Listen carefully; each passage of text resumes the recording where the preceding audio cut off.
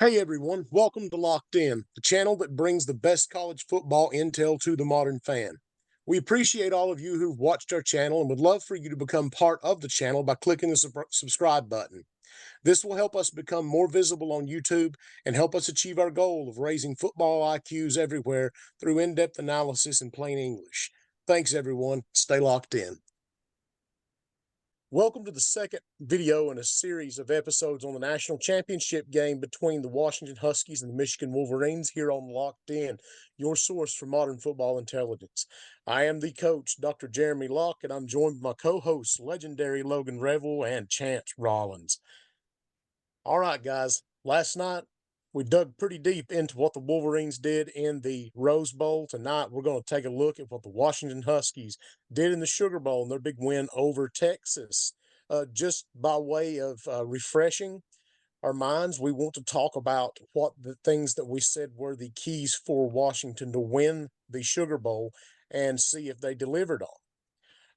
First thing that we said was the quarterback, Penix, had to make great throws and not turn the ball over. I think that goes without saying. Guy looked like a true pro, really an all-pro against the Texas defense. They definitely succeeded there. Second, we said that Washington could not put their linebackers into bad situations in pass coverage, specifically when they had to guard slot receivers going downfield and even running backs out of the backfield. Now, the thing that we can say about that is that it didn't happen a lot, but honestly, if you go back and look at it, and I have a feeling we might say something about this later, there were moments where that problem still popped up. A couple of tight end type passes and a couple of running back passes, specifically the wheel route on the next to last play of the game, and then the dump off throwback that actually resulted in a fumble that may have really saved their lives when Texas was driving. Finally, we said they needed to expose Texas's defensive backs and coverage schemes because both are very weak. They did that in spades. So, with those things being said, could I get each of you to give me just a brief impression of the Washington Huskies after the Sugar Bowl going into this national championship game? I think the biggest thing about them is their wide receivers are stellar. So I've been caught saying that OSU, which is Ohio State, has the most talented wide receiver room in the nation. I still would agree with that. But when you come to Washington, they have the most skilled wide receiver room in the nation. They have been trained, and you can tell it in the film watching them. These guys can catch any ball anywhere on the field, anywhere Penix throws it. And Penix always puts it at the perfect spot. So their connection with Penix and them just in general, elite receivers, and you have three or four of them. So, I mean, they can go anywhere on the field and beat you against any of your DBs, against any of your linebackers. It's hard to cover them. On the flip side of that, their defense is always suspect in the run game. Said Texas ran for about 180, and when you're running for a buck 80, I don't know why you don't run more. Said they had a 6.4 average carry. So while their run game was a little suspect, the thing about Washington is they get ahead of you, and they get ahead fast. And when they get ahead, they drain the clock and they make you fight back to win the game. And Texas, it seemed like, was fighting to win that game the whole game, which made them feel pressure to not run the ball, to pass the ball 43 times that night. So, and that's what's so great about Washington is that their offense really helps their defense. So you can see that a lot with how they run their offense. But that's going to be the big thing I think about it. For me, I'm kind of piggybacking off what Chance is talking about here. When they had a sloppy fourth quarter, Washington did, and they did get ahead early, and well, they did and they didn't. When you're watching this game, and it's one of the weird things about really both semifinals. We're talking about this one, so we'll stay with Washington. Washington had what it felt like was control of the game the entire time, and yet, I look at the scoreboard at halftime, and it's tied. And then Washington finally starts to pull away the way that I feel this game is really going. They have to settle for a field goal where I thought that they, like there's a couple moments where they just decided to throw deep balls after they were driving well. They had a mixture of run game. Penix was throwing great balls all over the field. They were doing short, medium, and long game. And then all of a sudden they got away from that diverse play calling and they just started throwing shots. And that resulted in giving the ball away a little bit quicker than they wanted to. It resulted in a field goal on one drive, two drives actually in the fourth quarter, where they probably should have been scoring a touchdown. Their fourth quarter drive at the very beginning, they had 12 plays, 58 yards, settled in a 40-yard field goal because they got a little too cute. And then later on, near the very end of the game, with 2 minutes and 40 seconds left, they had 10 plays, 65 yards, settled for a field goal. Now, at that point, you see the score, and that field goal was fine. But overall, they got away from what they were doing for 3 quarters and almost handed the game back to Texas. I guess I'm being a little bit negative here just because I felt like Washington was the dominant team when you watch this, but when you go back and look at the stats and you look at the score, it doesn't reflect that because of bad decisions, bad play calling, and just a couple of screw ups that Washington had in that fourth quarter where they should have closed out the game. They really should have not, I wouldn't say blown out score wise, but they really should have been able to halt them where it's not going to be a close thing, a nail biter at the end. And I mean, it was. We were watching a nail biter by the end of that game that it just should not have been. Texas, they got, I think, a third of their yardage in the fourth quarter alone. And there was just no need for some of the stuff that Washington was doing. So I guess what I'm looking at, and one of the big impressions I got, is Washington is going to have to figure out a way to close a game if they're ahead, especially coming into a very, very good Michigan team that we have already extensively broken down on all sides of the ball.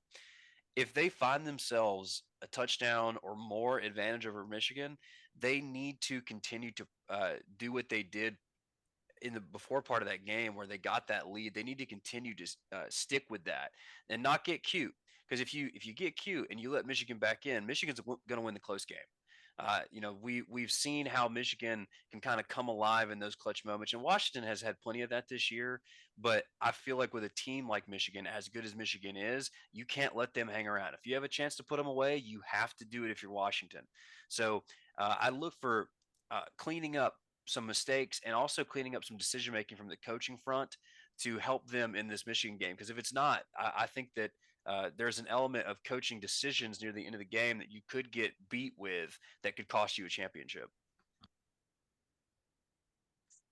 Yeah, I'll add before we move on, that's the one thing that I'm interested to see.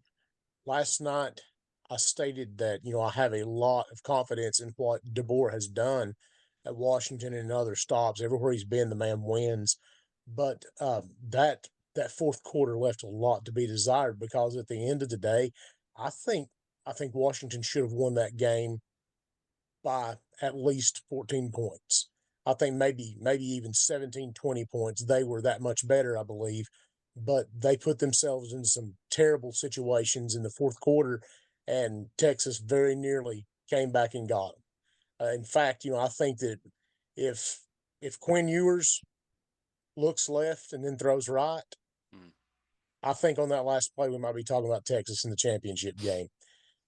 It was very close, too close for comfort for a team that won a game in a way that felt very handily, although the score doesn't suggest that.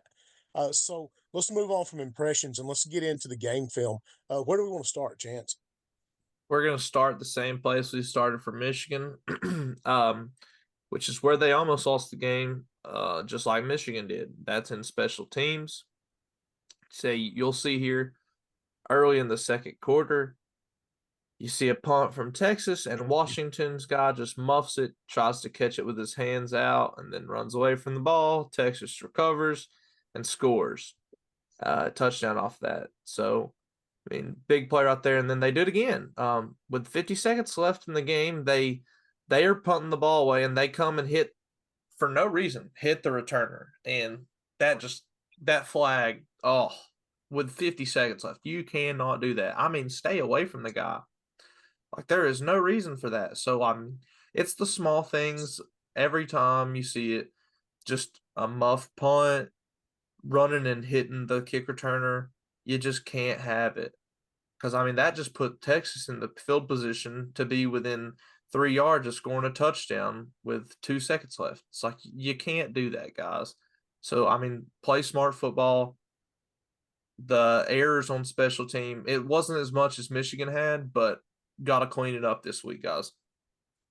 One of the things that gets me with this punt that you're showing right here, this is, to me, I felt like this was a major moment for Washington because there you were, second quarter, you worked yourself up by a touchdown.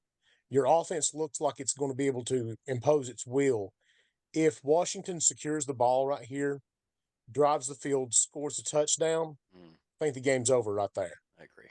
But instead, you let Texas right back into it. And the same thing as yesterday. He tries a two-hand catch, that punt, let it go. If you have to start at the 1, you start at the 1. That's better than Texas at the 22.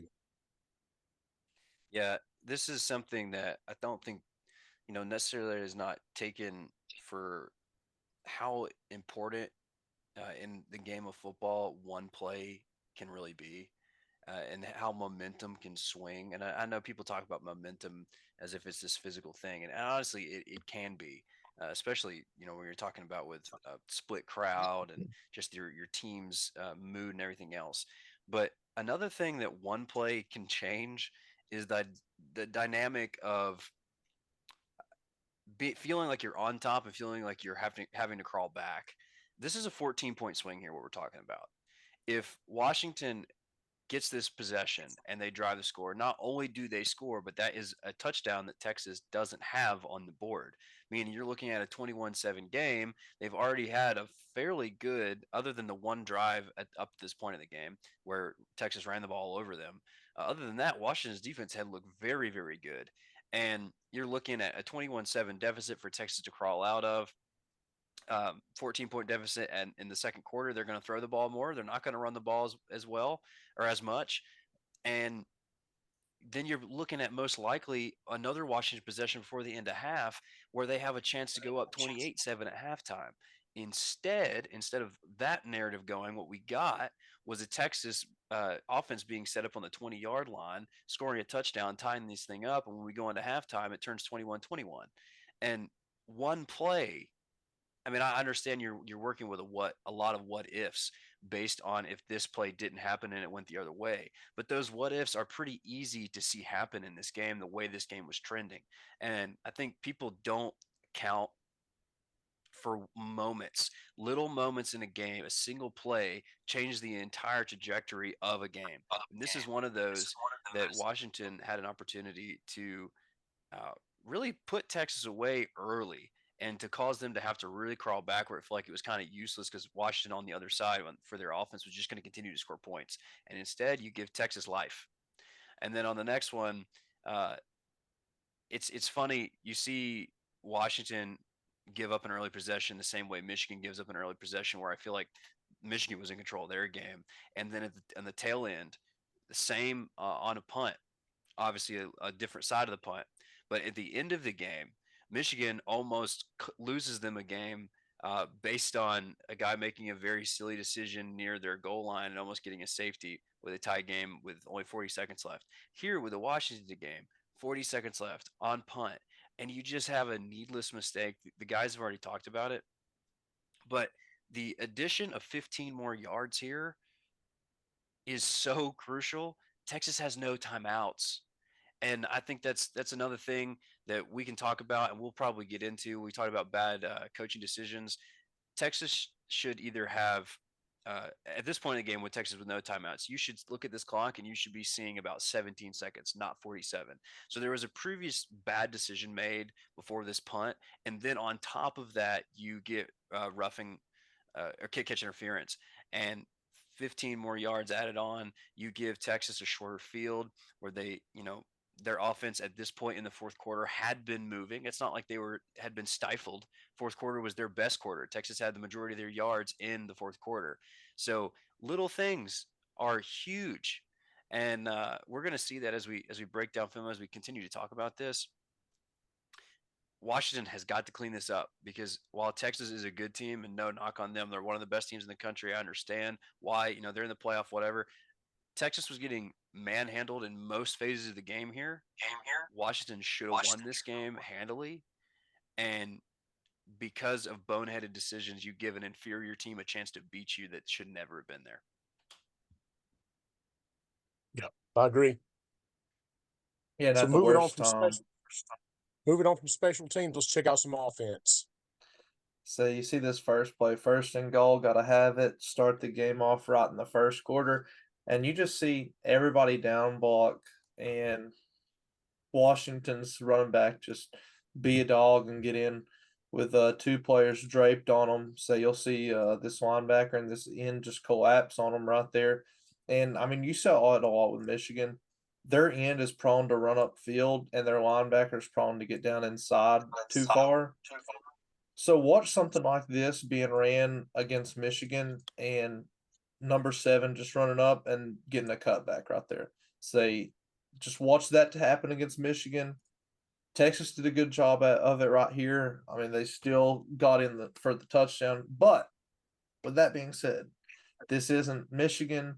This is Texas, different team. So just be on the lookout for that. It's a nice play that they run. So just be informed that might happen. Moving on, we'll see Penix throw the ball for the first time, and I mean, this dude can put it wherever you want it. So he's very good. He finds the open spot to throw it, and he throws it there. So there's not much else to say. I mean, look at this receiver here. He'll get his hands up at the last second, and just boop. Number 6 doesn't even put his hands up because he's too late. When 4 puts his hands up, ball's already there. It's over. 6 is too late. Because I mean, with your back turned as a corner, you're not moving your hands to fight for the ball until you see the receiver move his hands to catch the ball. And 4 just doesn't move his hands until the ball's basically at his chest. I mean, he really doesn't. He's looking, but there's his hands, and the ball is right there, and it's just too late for 6.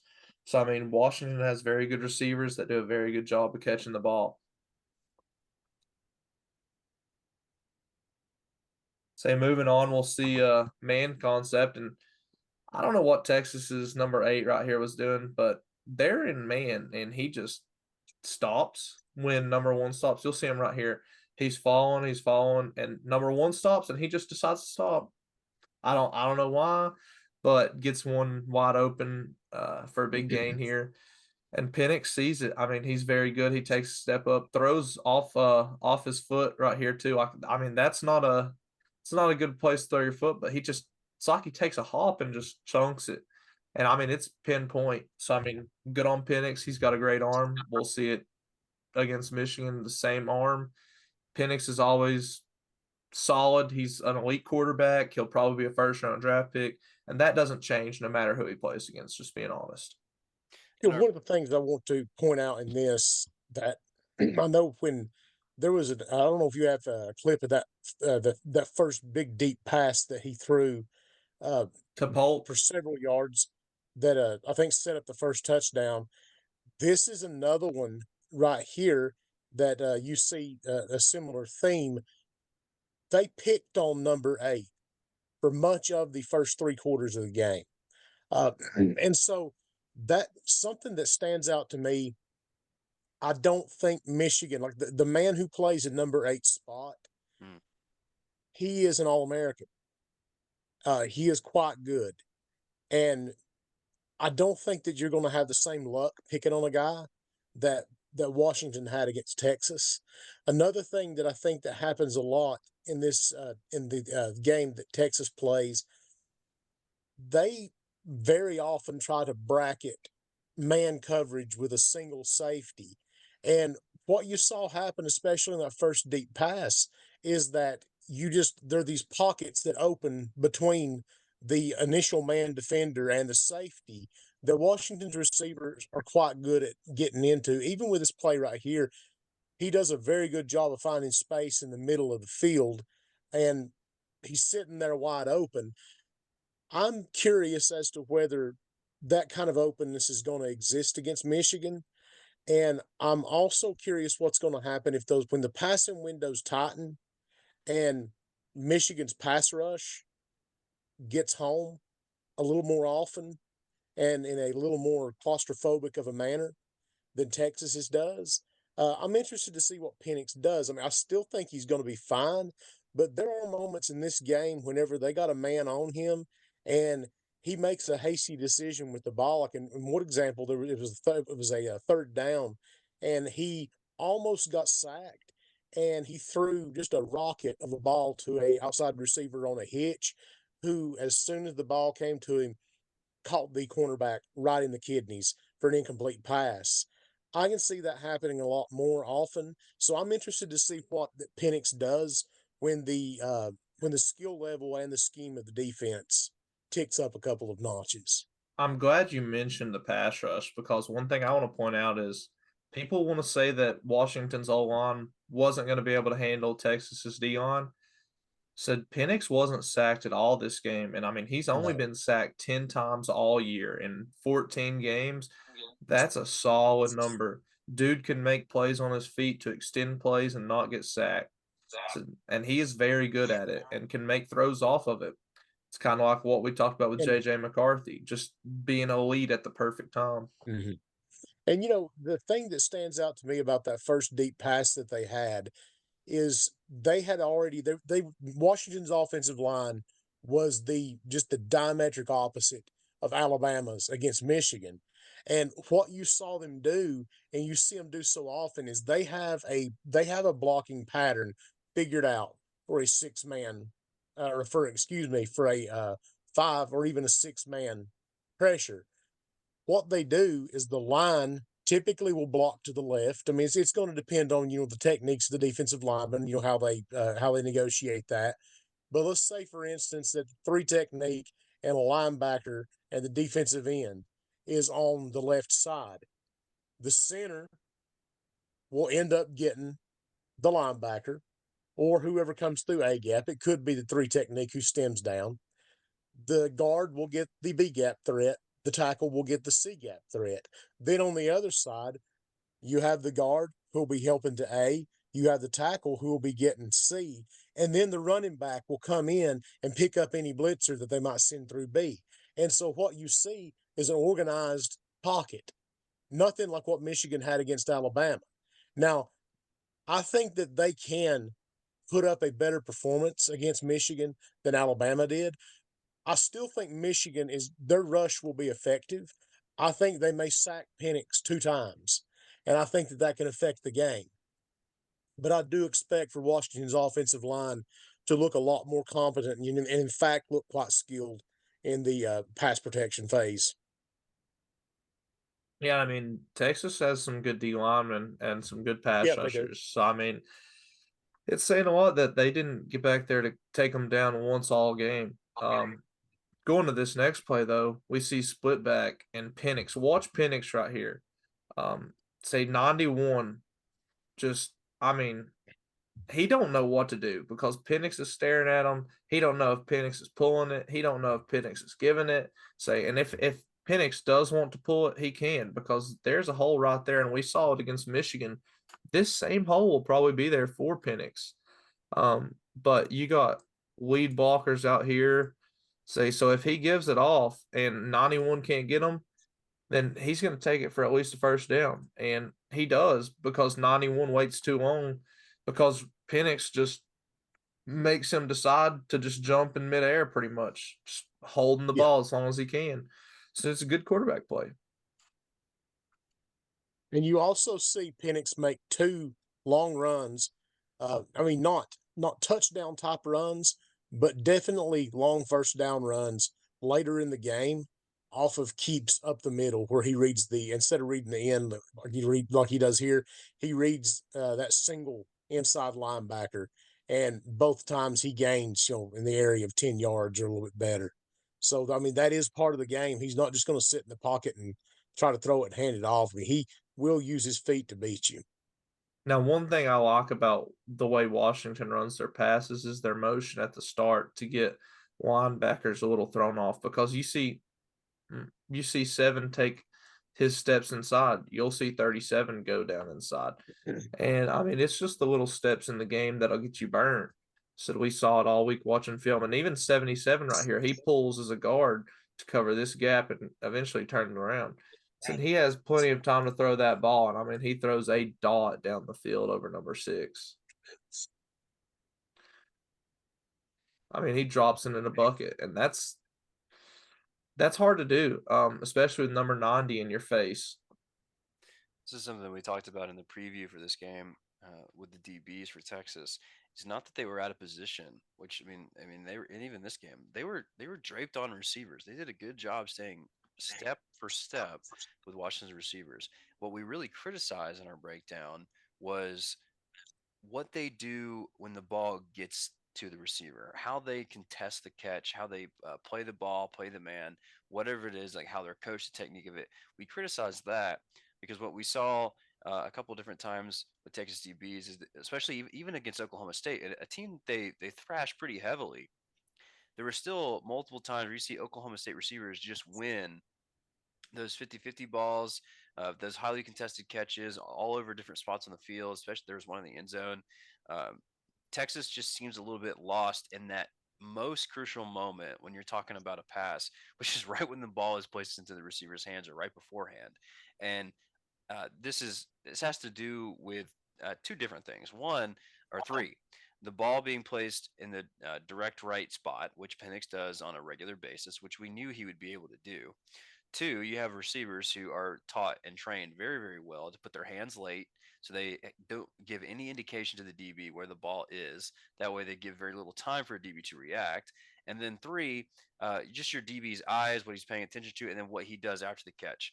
They just seem like after the ball is there, they have resigned themselves to just try and make a tackle instead of trying to hit the ball, trying to go play the man, trying to get their heads turned around. Now I get, they have their backs turned, and obviously, this is where we're talking about Washington's receivers and how well they're taught.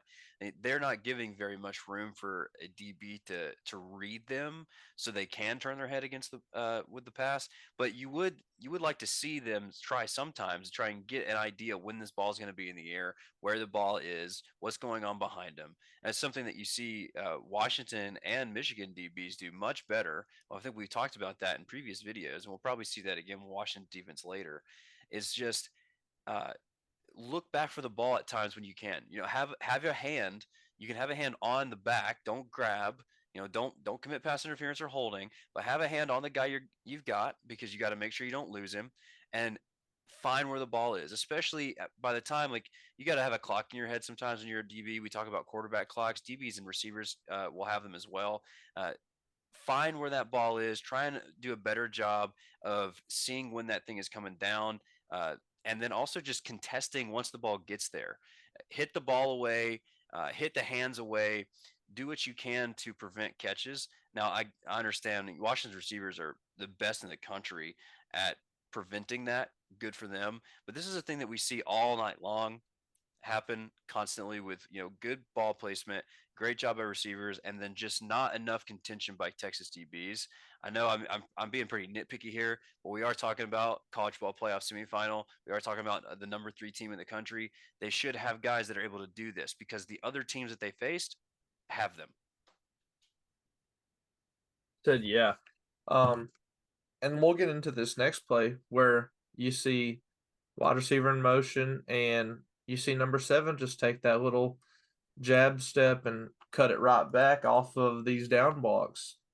And I think we'll see that a lot against Michigan. I really do.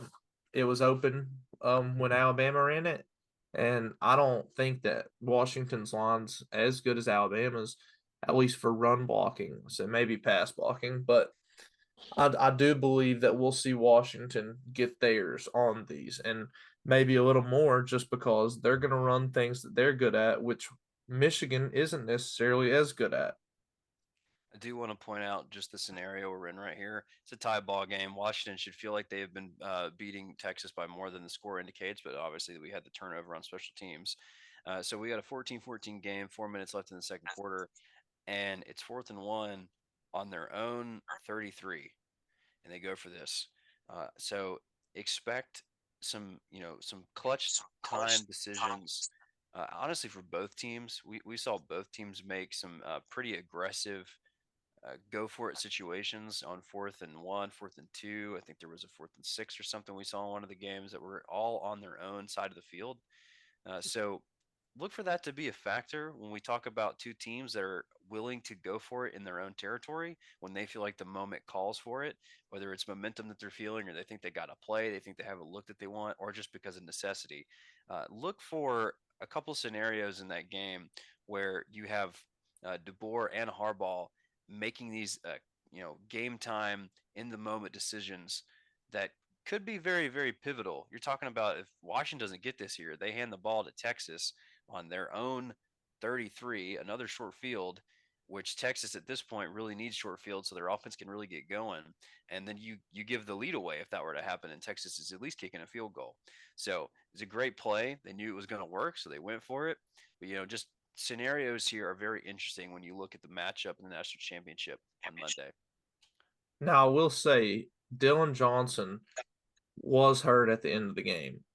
So we got to put that into consideration going into this Michigan game. He only has a week to recover, and he was hurt at the end of the last game. So, I mean, just be thinking about that. But right here, we see good pocket awareness from Penix. Get the ball to the sticks, get the first down. So pretty simple. Make a man miss, get out of the pocket, get a first down. And he's always looking downfield when he's running. Not many quarterbacks are. So you'll even see that they're in man coverage. So when you run, again, the defense is in man coverage, it's really going to hurt the defense because, I mean, your wide receiver is going to be able to make a move, and you're going to have to worry about the quarterback. You're going to have to worry about the wide receiver. So there's a lot more to worry about when you got a quarterback running downfield. There's been a common theme that I'm looking at right here. When we're looking at number 73 against pass rush, he manhandles the ends that are on him. This is the third time in just the film that we've shown where he's been able to do this. It's a good job, just not allowing that guy to get home. I mean, he gives Penix plenty of time. That defensive end is like out of the pass rush basically, so he's not affecting what's going on where Penix escapes the pocket. And something we saw with Michigan's D line, they close down the pocket. They have what Chance described, the triangle that the normally the interior guys and maybe a linebacker will make in the front with two guys on the outside, pressing the pocket in with that triangle collapsing. When there's a six-man rush, there's two triangles going on. We broke that down in the Michigan film. For this, Texas's defensive linemen, they're spread out. There's a lot of room for Penix to be able to move. You can't. Now I get like they're still somewhat getting home, but there is a lot of space for him to navigate. He can go left here and he can go right here if he wanted. He goes left to extend the play passing because if he goes right, that's probably going to be more, especially he's a left-handed quarterback, so that's going to be him taking the ball and running it. But Texas's D line found themselves spread out in their pressure, giving Penix room to move around and navigate the pocket better, and he's also fantastic at that. And then also wanted to give Flowers 73 because he's just absolutely manhandling his guy. Also, change my words. Texas is not in a man coverage. They're over here in cover 2 with nobody in the flats. Yeah, and that's what I was going to say is that if you watch Washington's receivers, they do a really good job of settling in holes in the pass defense. And in this case with cover 2, like you say, the fight right here, get out of this trash, throw the ball over there to the sideline, because what's going to happen is that flat defender is actually going to come back into the middle to try to keep an eye on Penix. And as a result, he's leaving a man sitting there for an easy gain, wide open, finds the sticks, like you said, first down Washington. We talk about wrong steps all the time with linebackers and other things. This outside backer, DB, whatever he is, he takes a wrong step towards the quarterback because he's worried about the quarterback run. He doesn't need to. This is not his responsibility. There's already a guy back. There's already a backer here on his inside that he can see coming to pursue Penix on the quarterback run. There was no need for him to step towards Penix, but he did because that's it's one of those things where it's not your responsibility, but it's natural to try and make up for what you see going on in front of you, trying to stop bleeding where you're worried about it coming from. I get it, but while he does this, he leaves number 7 wide open for Penix to make an easier throw. Yeah, and I don't see Michigan doing that on defense. They usually seem to be pretty sound and play together.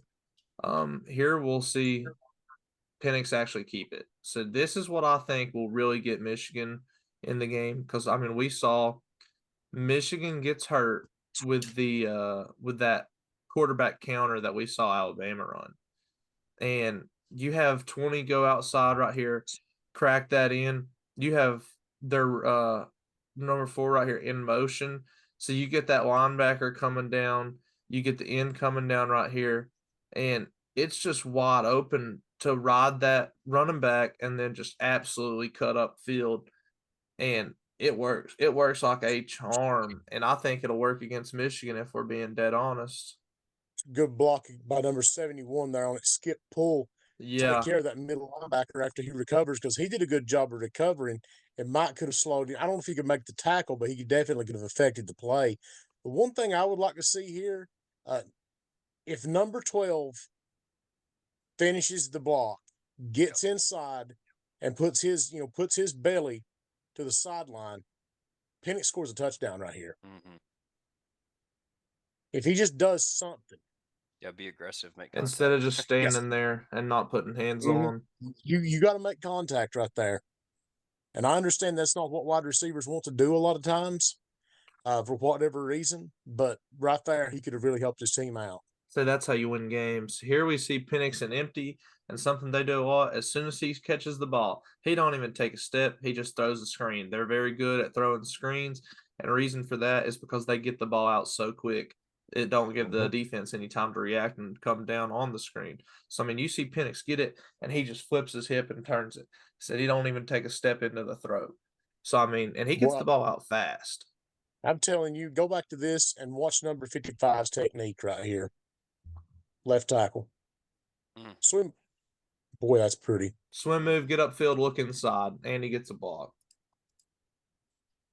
72 as well. He releases and That's gets some another good one. play. I'll say Washington is very good at their screens. You'll see it a lot. And even if you don't, you'll see them fake the screen because look at that, and look at that ball. The window. That's just say pretty. you get both of these DBs, one's a linebacker, one's a corner, coming down on that screen, because Washington runs screens good, they run them fast, and they run them frequently. So you'll see them bite down on it to cheat it. Something right here that I want to say too is watch Penix's upper body. A lot of times young players, they want to do fakes, like give a pump fake or a head fake, or like dance with their feet.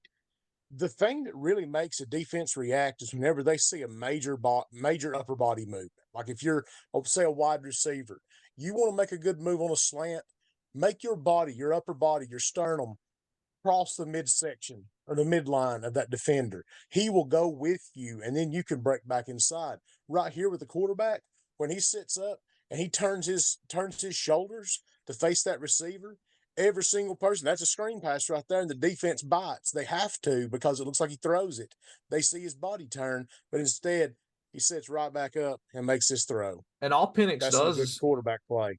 All he does is pivot his feet. It's like he's over there playing basketball, doing pivot drills. I said all he does is pivot and throw with his arm. So he has an elite arm, and he uses it right here, because, I mean, you don't even see him step.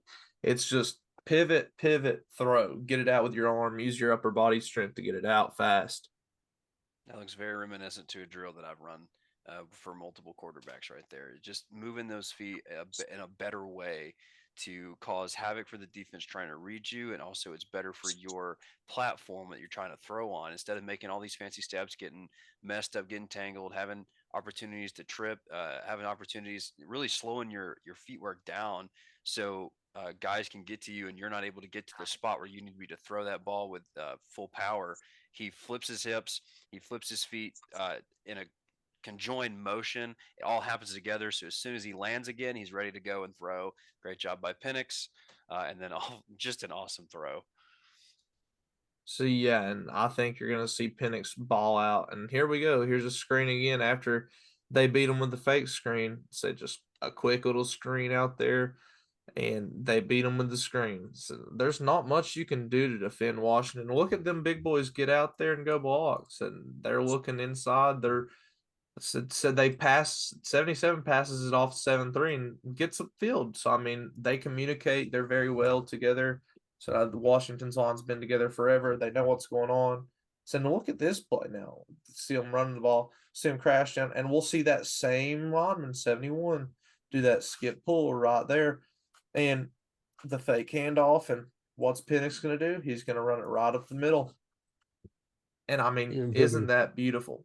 Isn't that beautiful? I think we will see that a lot, and I think that's one of Washington's keys to make this game competitive and win it.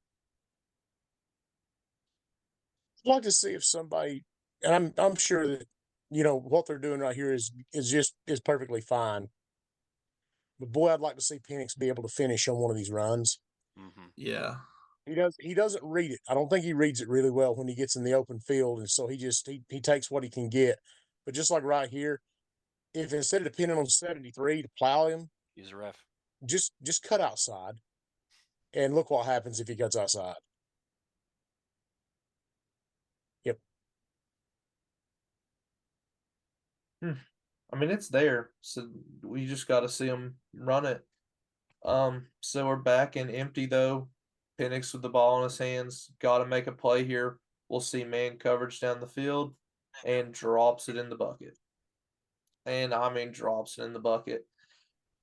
Oh, Dunzy, right here doesn't even bring his hands up, for the Texas DB to even react. Honestly, so I mean, I don't know what you do here for Texas, but I know one thing: if I'm running man, I'm making sure they get their head turned before that.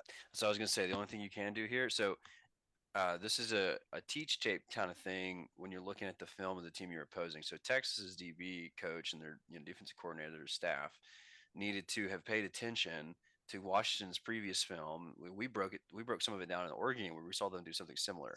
So when you're the defensive staff and you see the offense that you're going against, the receivers are elite at timing and technique when it comes to eyes and hands and all those kinds of things and route running. And a combination of all that, it makes it impossible to read the receiver's hands to tell you when the ball's coming when you're running man. So that being the case, you got to work on your guys getting their head turned around to see where the ball's coming from. I understand that's difficult, but that's the only way you're able to defend against something like this. Otherwise, you're just going to hope that their quarterback isn't going to make those throws, and you're going to hope those receivers aren't going to make those catches. Which I don't. I mean, if I'm that guy, I'm not hoping for that. I want to do something where I'm going to affect the play, not hope for something that isn't going to happen because Penix can throw anywhere on the field and hit an absolute keyhole. So that's something that should have definitely been worked on for the entire month that you had to prepare for this game. Work on your DBs getting their heads turned around, and you see he turns his head by the time the ball is caught. It's way too late. And this is something that we've broke as we have watched this film. You've seen these DBs; their heads have been turned toward away from the quarterback the entire way. They never turn backwards. Here he does it, but the ball's already in Odunze's hands. So that should have been something that was done before this game was played. It wasn't. Washington took advantage of it, and what we called in our preview with Texas DBs getting burnt. It's good coverage. I don't want to mistake that. He is step for step. But when you're step for step, you have got to find the football, and they just have not shown they have been capable of finding that football. And it cost them the game. So It yeah, goes back to that clock you said. I mean, I think you're absolutely right. There has to be a sense of timing for these defensive backs, just like with a quarterback and receiver, because if they don't have a sense of when to turn their head, they're always going to wind up in that position, and they're going to get plenty of pass interference penalties on them because they can't judge the proper time in which to turn back and begin to play the receiver and try to get between him and the ball. So I mean, that's what's going to happen, if you continue to defend like that. We understand that we're talking about some very high level stuff here, but we also are watching very high level football. We're watching a semifinal game, the last Final Four in college football to play for national championship. These are kind of things that do need to be addressed when you are coaching staffs of these teams. And I'm not saying that they weren't, but if they were, that it wasn't figured out well enough for Texas DBs to do this because you don't see them do it. So obviously we're reacting to what we're watching on films. That's all that we can do. But you expect a higher level of degree of play when you're looking at the Final Four of college football. At least I would, and I do, because I think that you have these supreme athletes playing out here who could have been and could have put themselves in better positions just by a couple little things, especially something as simple to say, not simple to do, uh, in practice, turning your head around to find the football. And that clock that we're talking about, I mean, that's another high level thing, but it's something that you have to learn as a great DB, as a great quarterback, as a great receiver. You need the clock in your head to tell you, uh, hey, here, this is when I'm throwing the ball. Hey, this is when I need to get out of the pocket. This is when I need to put my hands up. This is when I need to turn on the route here. Those kind of things separate good and great from elite. And when you're talking about Washington Huskies, Michael Penix, and the receivers, they are elite. They have that capability to beat you that way. And I am very interested to see, as a little peek to the matchup that I'm most excited for in this national championship game, I am very excited to see those elite receivers and an elite quarterback go up against what I think and what they have shown to be is an elite defensive backfield. And I believe they have the ability to make a very interesting game for Washington. So, Texas, they don't have that here, and they pay for it. They lose this game. And I'm very curious to see how the future opponent for Washington does in the national championship. And I you'd think think something. after seeing it on film all year long, Texas's DBs doing the same exact thing all year, you'd think that if they had a coach worth his salt, that he would do something to coach them differently. But you don't. So I think their coach, their DB coach specifically, he needs to get the briar and he needs to get out of Texas football. Texas, I'll take $100,000. That's all I'll ask for. I tell you though, here's the thing that I wonder, and this is what I think would be solved if we just go ahead and say that we're going to declare the Big Ten and the SEC super conferences, and and divvy the teams up accordingly. No matter how few it might be. If you're going to get an elite college football, I think this problem goes away because it has to go away. What you see right here, this is good enough to smoke every team in the Big 12. Yep. And I think the thing that you see, Texas is a very good football team. And I'm kind of like kind of the position the Red was taking a second ago. We are not trying to, berate anybody, but we are saying that there's a difference between very good, even exceptional, and elite. And you're seeing that play out right here. Washington is an elite team. Texas is an exceptional team. There is a difference. And that's when it comes down to athletes, Texas has the better athletes, the deeper team. Washington is just flat out coached better. Yes. I agree. And I mean, that's credit to DeVore. And, He's done it everywhere he's went. And they He's execute a their winner. coaching better as well. And you always hear that. You always hear that old football cliche, I think from John McKay, who was at USC, that Jimmy's and Joe's, it's about Jimmy's and Joe's, not X's and O's. Kinda. What goes on at places like this year at Washington, especially on the offensive side of the ball, and what's going on at Michigan, really, I think just all around, but especially on the defensive side of the ball, Jimmy's and Joe's can't do that. That takes ingenious coaching that is planned to the nth degree on how we practice this stuff every single day, all year round, hours a day to get to where we can deliver at this level. Yeah, do you need the players?